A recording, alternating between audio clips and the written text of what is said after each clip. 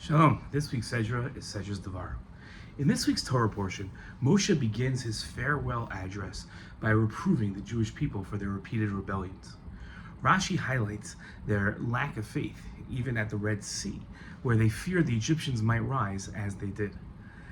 The Talmud reveals their doubt despite witnessing miracles. This Dvar Torah explores the recurring theme of complaint in the desert and teaches the vital importance of maintaining perspective among life's hardships.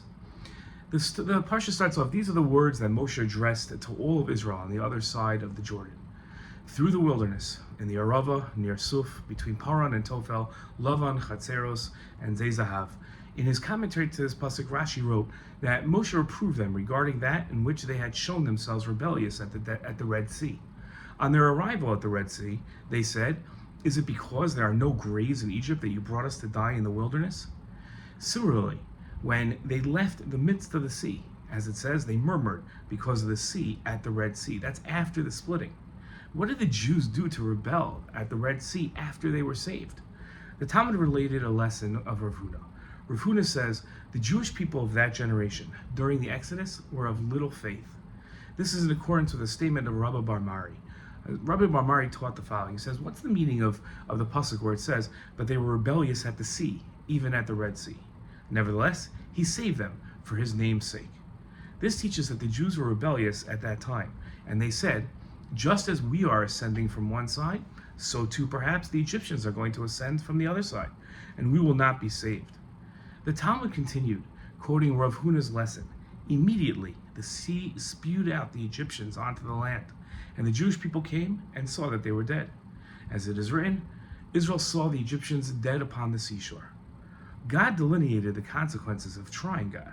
Earlier in the Torah, God had said, I pardon as you have asked. Nevertheless, as I live, and as God's presence fills the whole world, none of those involved who have seen my presence and the signs that I have performed in Egypt and in the wilderness, and who have tried me these many 10 times and have disobeyed me, shall see that I promised an oath to their fathers.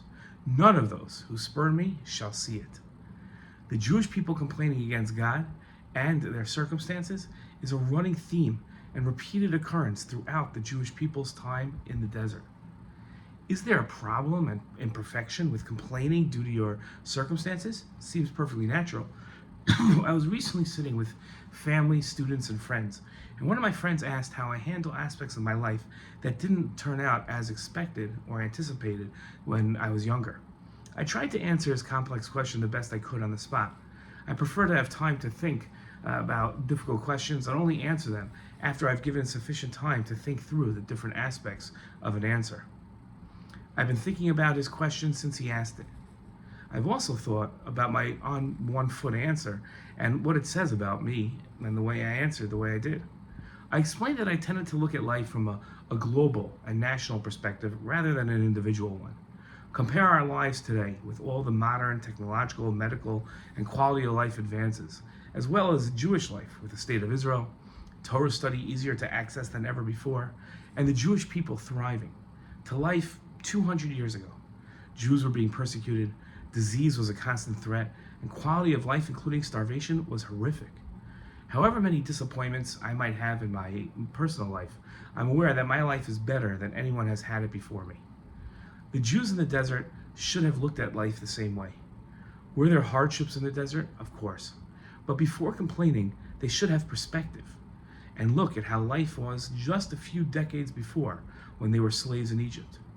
It is okay to complain, but it must be balanced with perspective. Shabbat Shalom.